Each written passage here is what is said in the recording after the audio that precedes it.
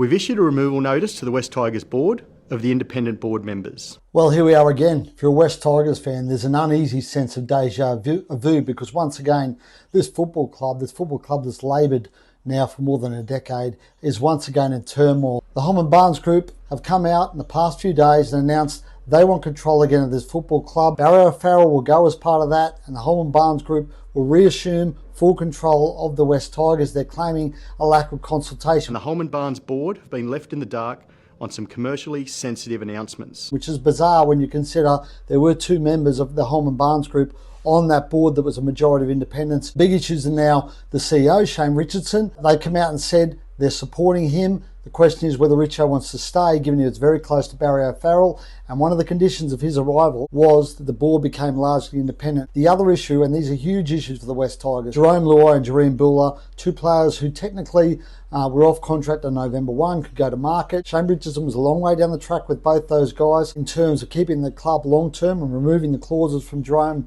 Luai's contract. I would say we're back to square one with that issue, because the last thing those guys want to see is drama at board level. A lot of people are very cynical about this. They believe that this is actually Holman Barnes Group pushing. This is the precursor to this club again becoming the Western Suburbs Magpies. Balmain still has a stake in the club, but it's a very minor stake, 10%, and they don't have a lot to say. So there's a lot of suspicion around this. A power play by the Holman Barnes Group to have this footy club again become the Western Suburbs Magpies. Stay tuned to Code Sports and Daily Telegraph websites. We'll keep you updated with everything that happens on the West Tigers front.